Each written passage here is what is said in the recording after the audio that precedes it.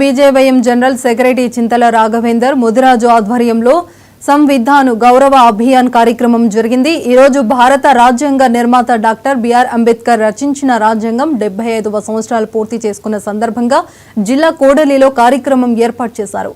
ఈ కార్యక్రమానికి ముఖ్య అతిథిగా రాష్ట్ర బీజేవైఎం అధ్యక్షుడు చేవెళ్ల మహేందర్ పాల్గొన్నారు। ప్రజల మధ్య కులాల మధ్య చిచ్చు పెట్టి రాజకీయ పబ్బం గడుపుకుంటున్న పార్టీ కాంగ్రెస్ పార్టీ అని మహేందర్ విమర్శించారు।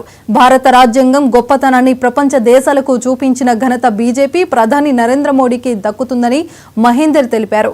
ఈ కార్యక్రమంలో బీజేపీ నాయకులు, బీజేఎం నాయకులు పాల్గొన్నారు।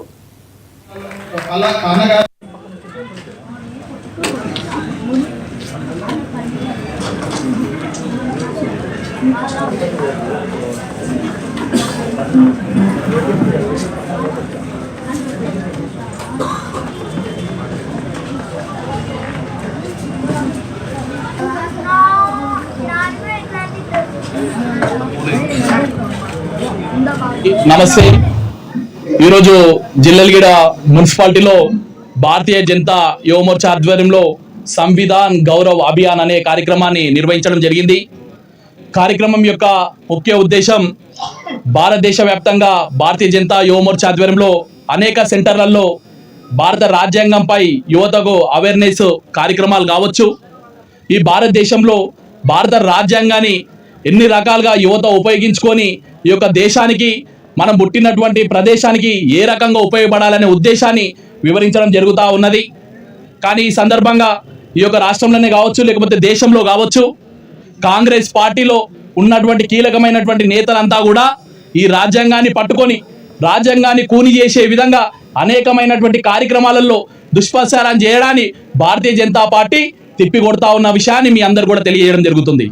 ఈరోజు మనకు అందరూ కూడా తెలుసు, నరేంద్ర మోడీ గారు అధికారంలోకి వచ్చిన తర్వాత భారత రాజ్యాంగాన్ని ఏ విధంగా ప్రపంచానికి చాటి చెప్పిరో మనమందరం కూడా గమనించవచ్చు।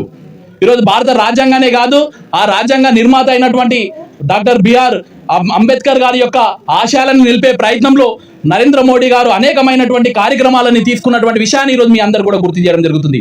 ఇవన్నిట్లను కూడా విస్మరించినటువంటి కాంగ్రెస్ అధినాయకుడు అయినటువంటి సోనియా గాంధీ, అదేవిధంగా రాహుల్ గాంధీ ఆ యొక్క రాజ్యాంగాన్ని చేత పట్టుకొని రాజ్యాంగం కూని జరుగుతుందనే ఉద్దేశంని దుష్ప్రచారాన్ని మొత్తం కూడా రాష్ట్ర వ్యాప్తంగా ఉన్నటువంటి దేశవ్యాప్తంగా ఉన్నటువంటి కులాలు మతాలు అనే ప్రాంత భేదాలు లేకుండా అందరి మధ్యలో చిచ్చు పెట్టే ప్రయత్నము ఈ కాంగ్రెస్ పార్టీ చేస్తూ ఉంది। ఈరోజు ప్రజలకు తెలియజేస్తా ఉన్నాం, ఆనాడు నెహ్రూ గారు అధికారంలో ఉన్నప్పుడు అంబేద్కర్ గారు నేను ఎన్నికలలో పోటీ చేస్తా అన్నటువంటి సందర్భంలో ఎందుకు టికెట్ ఇవ్వకుండా తనని ఒక ఇంట్లో పనిచేసేటువంటి వ్యక్తితోని ఓడగొట్టడానికి కారణం ఏంది అని చెప్పేసి ఒక సందర్భంగా అడుగుతా ఉన్నాం।